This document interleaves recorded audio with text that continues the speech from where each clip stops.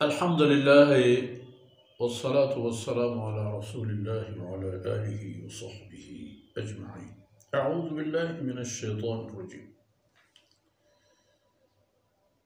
وفي عاد إذ أرسلنا عليهم الريح العقيم ما تذر من شيء أتت عليه إلا جعلته كالرميم. وفي ثمود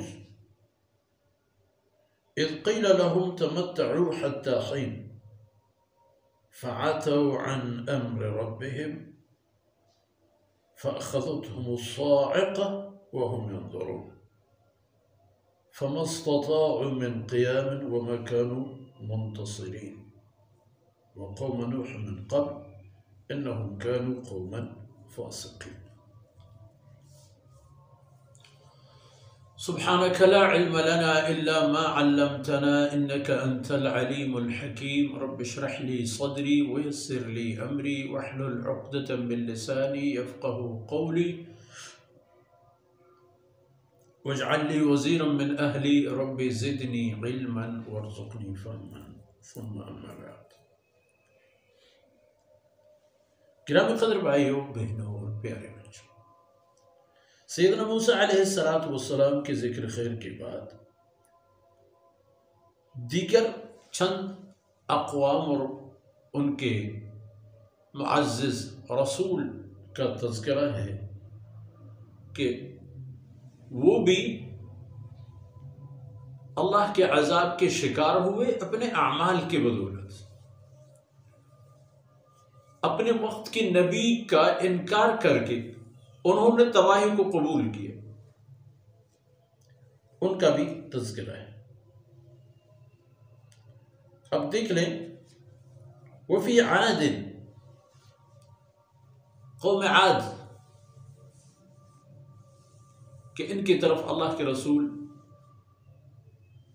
سیدنا ہود علیہ السلام پیغمبر کی حیثیت سے تشریف لائے۔ وَإِلَىٰ عَادٍ أَخَاهُمْ هُودًا، تو انہوں نے رسول کی بات نہیں مانی۔ فرماتے ہیں فَأَرْسَلْنَا عَلَيْهِمُ الرِّيحَ الْعَقِيمَ، ہم نے ایک سخت اور تند قسم کی تباہ کن ہوا ان پر چھوڑ دی۔ اس تند و تیز ہوا جس میں نہ کوئی برکت تھی اور نہ کوئی خیر، یہی ہوا آیا۔ کیا کیا اس ہوا نے؟ ما تذر من شیء اتت علیہ الا جعلته کالرمیم،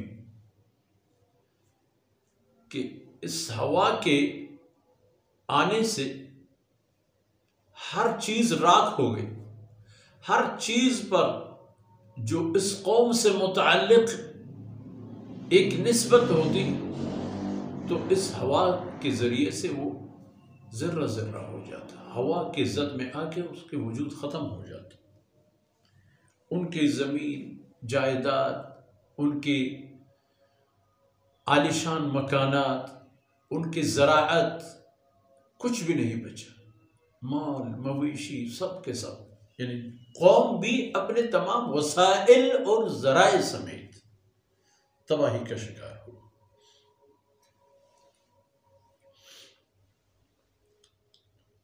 یہ بات ہو گئی قوم عاد کی۔ اور اسی طرح قوم ثمود کی بات اگر دیکھیں، وفی ثمود، قوم ثمود نے جب اللہ کے رسول سیدنا صالح علیہ السلام کا انکار کیا اور ان کو ستانا شروع کی، ان کی بات نہیں مانی اور جو معجزہ طلب کر کے پھر اس کی ناقدری کر رہے تھے اور اس معجزہ کو انہوں نے بھی نقصان کر دیا، تو اللہ کے رسول نے ان سے فرمایا تھا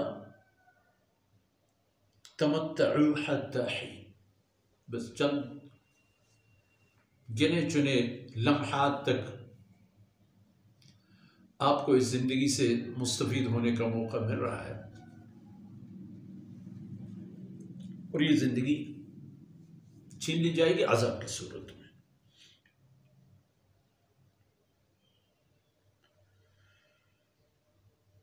فعتوا عن امر ربهم، انہوں نے بھی اللہ کے حکم سے روگردانی کی،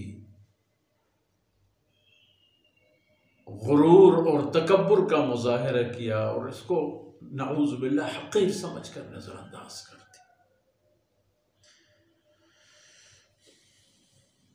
پھر کیا ہوا کہ فَأَخَذَتْهُمُ الصَّاعِقَةُ، ایک گرج کی آواز نے ان کو پکڑ لی۔ بادل گرجتے ہیں تو اللہ کے حکم سے ایک گرج نے ان کو دبوچ لیا،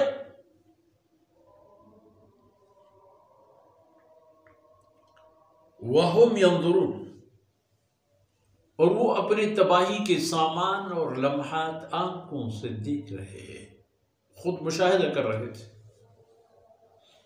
کہ وہ کیا ہو رہا ہے، وہ بادل، وہ بارش، وہ گرج دیکھ تو رہے تھے، لیکن فَمَا اسْتَطَاعُوا مِنْ قِيَامٍ وَمَا كَانُوا مُنْتَصِرِينَ، نہ تو وہ اپنی جگہوں سے کھڑے ہو سکے اور نہ ایک دوسرے کی مدد کر سکے۔ تباہی آئی اور ہوئی، اونتے منہ گرے پڑے۔ فرمایا وَقَوْمَ نُوحٍ مِّن قَبْلِ إِنَّهُمْ كَانُوا قَوْمًا فَاسِقِينَ، سیدنا نوح علیہ السلام کی قوم ان تمام برائیوں کی بانی، ان تمام نافرمانوں سے پہلے قوم نوح کی یہ نحوست تھی، ان کی یہ بدنصیبی تھی کہ انہم كانوا قوما فاسقین، کہ وہ ایک فاسق قوم کی حیثیت اختیار کر گئی تھی۔ فاسق یعنی اللہ کے احکامات توڑنے والا، یہ حد ہے نہیں جانا، توڑ کے آگے جانا، یہ فسق ہے۔ فسق معمولی بات نہیں ہے۔ جو قوم نبیوں کے رستے کو لینے کے بجائے انبیاء علیہ السلام کے ساتھ دینے کے بجائے ان کی مخالفت پر جب جانے کا فیصلہ کرتا ہے تو یہ انجام پاتا ہے ہمیشہ۔ اب بھی جو اقوام یا تو عقیدہ اور اسی طرح کی تمام معاملات میں اللہ اور اس کے رسول کی کوئی بات نہ مانے، یا جو قومیں شریعت میں سے کچھ مانے اور کچھ نہ مانے، یا مان لے لیکن عمل نہ کرے، ان سب پر یہ ذلتیں آج بھی آ چکی ہیں۔ اگر ہم دیکھ لیں، دنیا کے حالات دیکھ لیں، واقعات دیکھ لیں، حقائق دیکھ لیں، ہر چیز الٹی ہے۔ کیوں؟ کہ مرکز پر ہم نہیں جا رہے ہیں، اور مرکز ہے اللہ کا کلام اور جناب رسول اللہ صلی اللہ علیہ وسلم کا عمل و فرمودات، جو قرآن کی تشریح و تعبیر ہے۔ یہ کام نہیں کریں گے تو انجام پھر وہی جہنم ہوگا، اور جہنمی پھر اللہ کے عذاب سے کبھی نہیں نکلیں گے۔ اللہ رب العزت کو کوتاہیوں سے درگزر فرمائے۔ وصلی اللہ علی نبینا محمد وعلی آلہ وصحبہ اجمعین۔